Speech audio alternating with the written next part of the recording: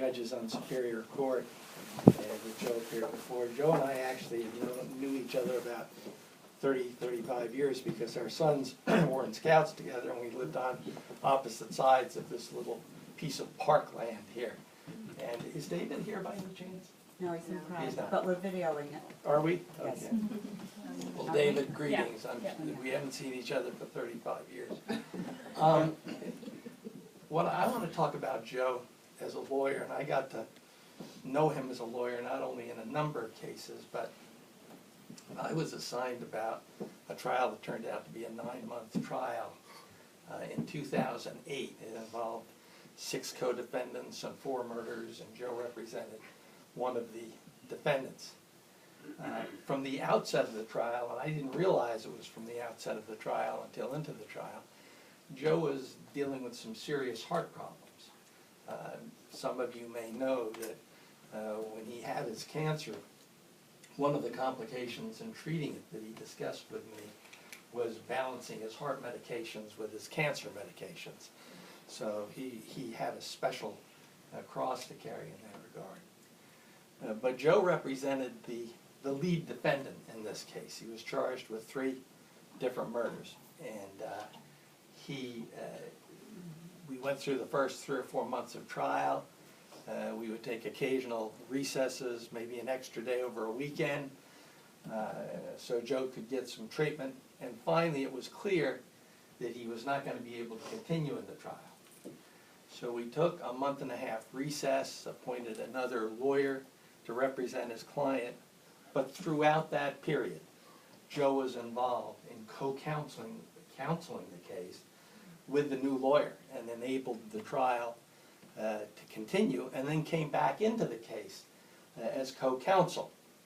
And we gave some general explanation to the jury about what was going on that wouldn't hurt anybody.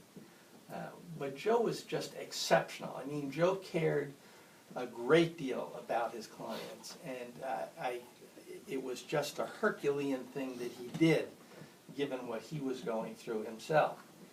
And took the Court of Appeals about 6 or 7 years, but they finally came down with an opinion of about 200 pages, and they found some things that I did wrong, but they didn't find anything that Joe did wrong.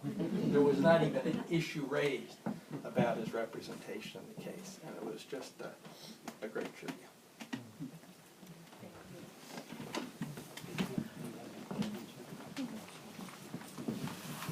My name's Ken Auerbach, and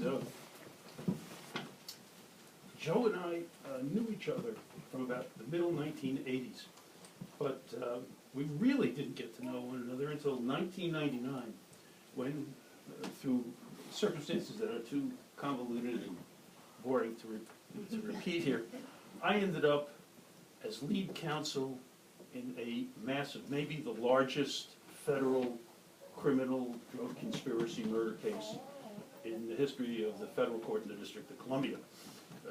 Some of you may remember it was called the Kevin Gray case. That's the lead defendant. Joe and I was allowed to have a second lawyer, as were most of the defense counsel, and Joe had been doing civil work for about 10 years. And so he had no conflicts. He hadn't represented any witnesses or anything else. So I said, Joe, how about joining me on this? This is humongous. I mean, we had enough paper documents to fill this room. It was just enormous. And we did. And it was through Joe that I learned what are the essentials to practice law. That case. First, you had to have a file. You can't practice law without a file. Then you need paper, a pad, and a pen. You need those 3 things. But Joe showed me you needed more. No, I needed a large coffee mug. And you needed a place to have that coffee. And that was a movable coffee shop. And we would go to Silver Spring, where my office is, to the inaptly named Tasty Diner. And you like raspberry pie, I was more of an apple person. We did bread and chocolate a few times. But the place was what he came to call the social Starbucks, which is the Starbucks up on Connecticut Avenue in Chevy Chase. And we would meet regularly. We would plan out what we were going to do. This case was 2 years before the first juror was even questioned. So we had a lot to do. And I would get phone calls from about 6 o'clock, 6:30, from my family who are here, my daughters, Judy sometimes, and they would say, "Where are you? Where are you?" And I said, "I'm in a very important business meeting." And immediately their response was, "Oh, you're having coffee with Joe on that case." and it was true. And once I said it was, that was true, I was good for about another 45 minutes to an hour. But there was more to be learned about the practice of law. Our client was not really a big shot in this case. In fact, the government made an extraordinarily lenient plea offer. But he was housed down in Orange County, Virginia, the home county of James Madison. And so one day we had to go down there to explain the plea offer and why it was so great. But it's a small county jail. You get down there at 10 if you're a lawyer. You have 2 hours. Then they shut the jail down to do a count to feed the inmates, and then they reopen it at 2 for another couple hours. So we're there with the client, and the client's having none of it. He wants to go to trial. He wants to be in this big Kevin Gray case.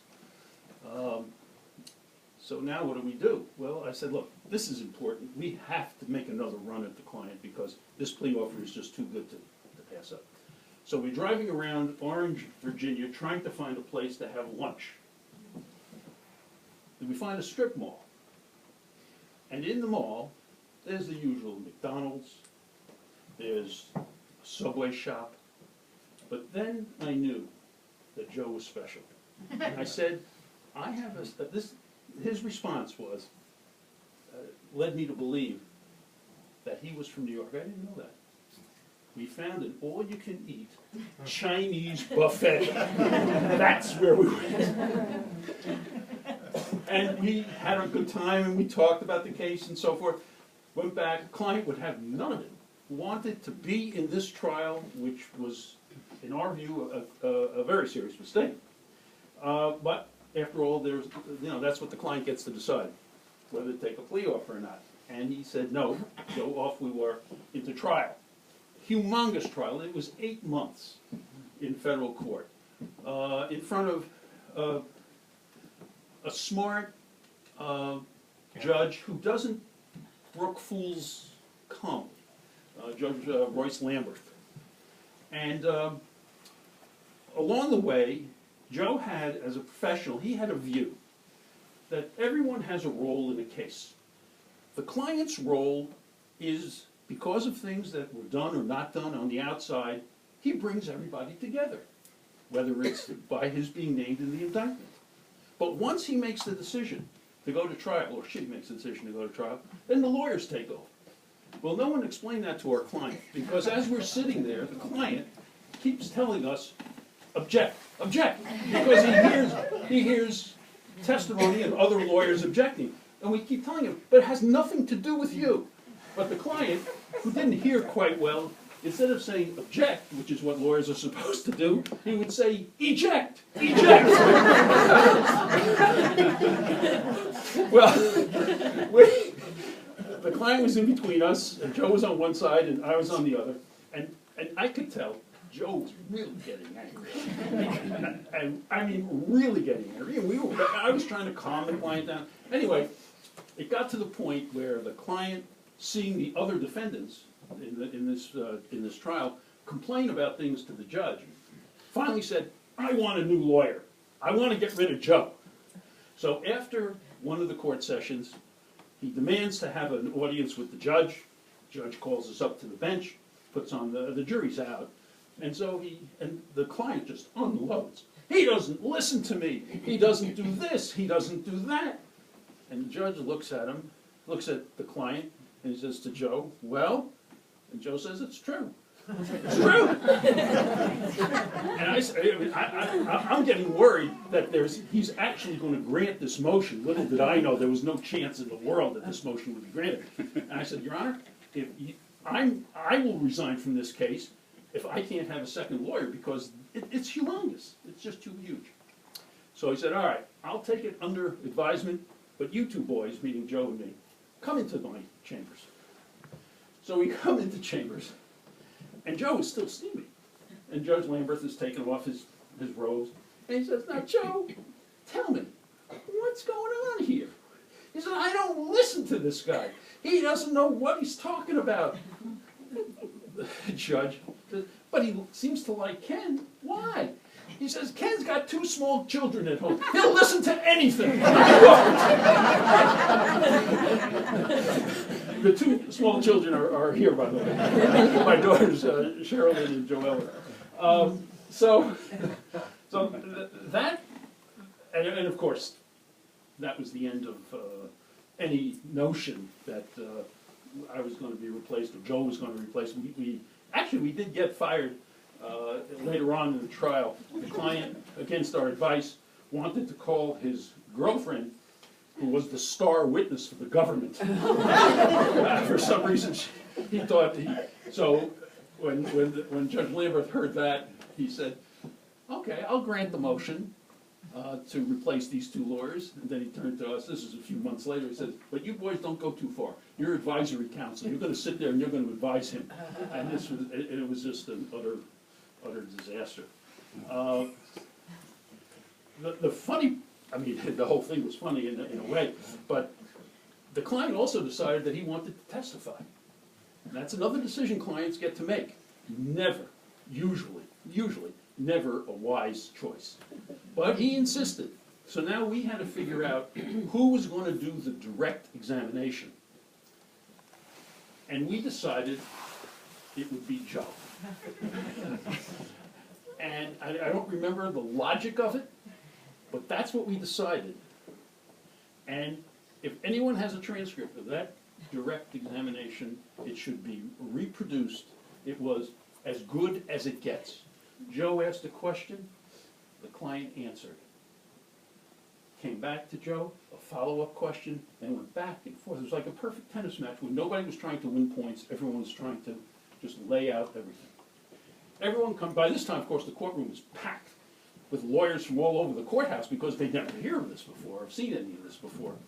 And they come up to me, and even the lawyers in the case said, "Ken, these guys must love one another." I said, "Love one another? They can't stand one another."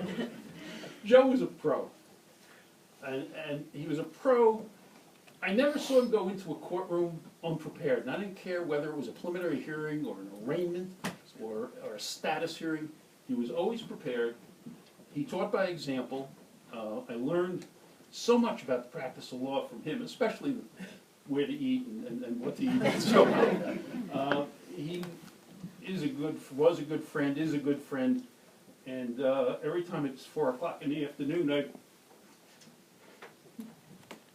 just want to have a cup of coffee with him.